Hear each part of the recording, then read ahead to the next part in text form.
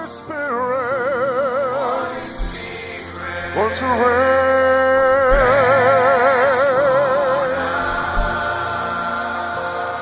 Say, Holy Spirit, rain on us, Lord.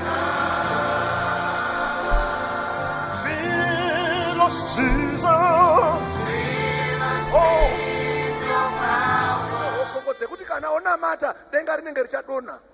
There are people, strong Christians who are suffering from sugar diabetes. Ekuti vana vake vanotozviziva kuti kana mai vadaidzira kuti unza bhegi rangu hakuchisina chakamira zvakanaka. And your children now know when you say bring my bag, they know that things are not well. Akashaikwa mapiritsi imomo pasopo. And if the pills are not in there, there is trouble. But uyu mwanasikana uyu, But this daughter of God akasvika paakati enough is enough. got to a time when she said, Zakwan, Kana Mwari variko ndava ndipodza. if God is God, let him, if he's there, let Kana him heal vasingadi me. kundipodza, ndiri prepared to go. If he doesn't heal me, I am prepared to quit. Listen, Shalom saints. Ndinonzi Sister Bopoto. my name is Sister Bopoto. Manzwa zvitaura nenyaya yekubreaka macycles. You heard what was being spoken about breaking cycles. Inini mai vakandibereka vanobva kumhuri nechirwere cheshuga chakaipisisa. My mother comes from a family that has a history of sugar diabetes, a terrible sugar diabetes. Muna November 2014, November 2014, takatestwa shuga iyi. I was tested for sugar diabetes Ndobva yaonekwa yakakwira. and it was so high. Saka murume wangu semunhu anorapa akati, unofanira kuchitanga kumwa mapiritsi eshuga, waita chirwere cheshuga. My husband, being a medical doctor, he said, well, you have been diagnosed to be sugar diabetic.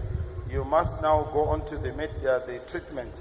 Handina kana mbozvitambira izvozvo, I ndakaramba hangu didn't ndakanyarara. accept that. I just kept quiet. Ndakazoti ndega ndichifamba ndichienda kumba, When I was now alone, going home, ndabva ndati rega nditaure naMwari. I said, let me speak to God. Ndakadzima redhiyo mumota, I switched off my radio in the car ndikatanga kutaura naMwari ndichirizina naMwari. and I started speaking to God. Ndichibvunzana naMwari kuti hamusirimi here makati makatifira, by your stripes were healed. And I was asking him, is it not you that said, Nemavanga intakatoporeswa? Ndichivabvunza kuti Mwari, inini ndararama upenyu hwakanaka, handimwe doro, handipute fodya, handitadzi, asi sei zvingaite sei kuti chirwere chive pandiri ichi? And I said, Lord, I am living a clean, godly life. Why should this thing come upon me? Pane zvidhakwa zvemandiriri hazvina kana chirwere cheshuga. You know, you find drunkards, miserable drunkards that are not even suffering from sugar diabetes. Chirwere cheshuga chakaipa hama dzangu, ndiri nesi pano. Sugar diabetes is a terrible disease. I'm a nurse. Ndinoziva kuipa kweshuga kwese, ndinokuziva, ndakakuona. I know how terrible that condition is. Saka ndakaramba ndikati hazvigoni. So I refused and I said, I don't accept this. Ndakaenda kumba ndapedza chitaura naMwari wangu. I went home after I finished speaking to my God. Usiku ihwo ndakabva ndarota hangu. That night I dreamt. Ndakarota tiri muchechi kuBelvedere. We were in church in Belvedere.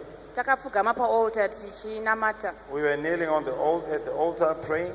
Ndabva ndarota brother Mudote vachiuya vachibva vanosvika papulpit. And I dreamt Brother Mdoti coming to the pulpit. Saka panga pana ndiri pacho papane vanhu vanga vakapenda kumeso vakabva vanzi bvai apa, ndobva vasiya chinzvimbo chakanditenderedza so. You know, there were some women with painted faces around me and they told, no, move away from here. And I was left there. Chandirorangarira ndechoti brother Mudote vakabva vadaidzira vakati, sister, there's something beautiful on top of your head. What I remember, Brother Mdoti, he called out and he said, sister, pane chimwe chinhu chakanaka chiri pamusoro penyu. Saka ndakabva ndacheuka nditi kundione kuti pane chii chavari kuona chacho. So I turned to see what he was seeing. Ndobva ndaona paine the cloud formed by 7 angels. And I saw that picture of the cloud, or that cloud. Saka ndiri pakukatyamadzwa ndichifara kuti uyai muone, yakabva yachinja yabva yaita yedove. As I was being amazed by that and wanting to call others to come and see, it changed and it became a dove. Saka ndakazongopateka ndichingodaidzira kuti uyai muone. When I came to, I was just shouting, come and see, come and see. ramangwana racho yaiva iri sunday saka The ndakanovautaurira following day brother was a mudoti after Sunday. service ndava ndanotaurira brother mudoti dream iyoyo after the service I went and told Brother Mdoti that dream after the service. ndobva vangotiti sister gamuchirai zvatopera Then he said, sister, receive your heart's desire, it's finished. ndobva tapinda pastor vangu vaproclaima afast ye1 week Pastor had proclaimed a 1-week fast.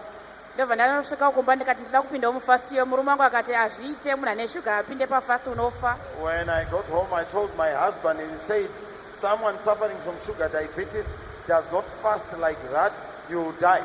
ndikati ini ndichaipinda ndikatoipinda zvechokwadi. And I said, well, I'm going to go on the fast, and I went on the fast. ndiri kubasa kwangu kuchipatara ndikatombotestwa futi zvikanzi yuwi ende shuga inyakakwira ndifunga yange yakuma17 at that time. At work, I got tested, and the sugar level was now at 17. ndobva zvanzi saka toita sei mapirisi ndikati aiwa regerai ndiri kumbotaura namwari wangu. And they said, well, can we put you on medication? And I said, just wait, I'm talking to my God. saka munhu wacho akanditesta akati neniwo ndinacho chirwere ichocho haiwawo motovamwa mapirisi. The nurse that tested me said, well, you know what, I'm suffering from the same disease. You better put you on treatment. ndikati aiwa malevels ekutaura namwari anosiyana ndichataura namwari wangu. And I said, well, you know, levels of talking to God are different. I want to talk to my God.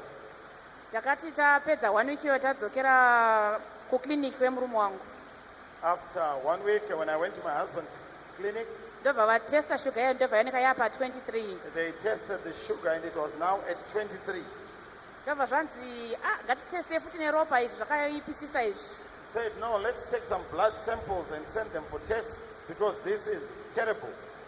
saka ndakakwanisa kupinda mune yatinoti treatment room patinobayira majekiseni. No, I went into what they call the treatment room where the injections are administered. ndopandakanamata ndikati mwarika kana kuri kufa inini handitye kufa. Then I prayed and said, Lord, I don't want to die. asi chichanetsa ndechekuti panhamo pangu mwari But, you know, at my funeral, vanhu vachavhunza kuti shuwa nesi akarorwa nachiremba ofa here neshuga mapirisi ariko. people are going to ask the question, shall a nurse that's married to a doctor die of sugar diabetes when there is treatment available? saka chasara chinyara ndimi inde ndisisipo. So it's going to embarrass you. I won't be there anymore. ndobva ndanyarara zvangu. Then I kept quiet. ropa rabva raenda vanotestwa kulab. So they took the blood samples to the lab. after 2 hours maresults abva auya. The results came back ndobva avhurwa ndikaona murume wangu achizungudza musoro. and they opened the result. The results were opened. My husband was just shaking his head. akati what's the problem akati no there's something wrong with Yes, this result. he said, no, the pane chakachemba results. akati zvaita sei what is the result. Result tikanzi yaita 6. said, no, it's at 6. ndobva radzi testa futi. ndobva Said, no, do ndatestwa another test. I think 5 times vachingotesta vachingodzokorodza. They took samples and sent them 5 times for tests. yakangoramba iri normal nanhasi iri normal. And it came back normal. Until today, my blood sugar is normal. handina kumedza kana piritsi 1 reshuga. I have not taken 1 dose of sugar diabetes treatment. Thank you so much. Doctor and I. The reason why sometimes God chooses people vanotori nayo mari yacho who even have the money, but vosarudza kuti hatisi zvemari izvi. but they decide and say it's not about money. It's about God Inyaya ya Mwari. who healeth Vanopodza all, zvese, not some, kwete zvimwe, all zvese. of those deadly diseases. Zvirwere zvese izvo. Now, if you can listen to her carefully, Kana manyatsoateeresa, she said, but ndakati nini Mwari, I said, Lord, ndikafa ndimi muchabvunzwa ndine ndisisipo. if I die, you are the one who will be answerable. Imbodaro iwewe. Why don't you say so as well? Umbonyatsotaura naMwari kwete munamato wekungodaidzira kunge munhu ari kuimba here, kunge munhu ari kuchema here. Speak to God properly, not just shouting without saying exactly what you want to say. Mwari wacho oti iwe nyatsotaura mhani uri kuti kudiko. And God asks, what exactly are you saying? Ipapo unenge uchingofunga kuchechi kwako, kuchechi kwako. All that time you'll be thinking about your church.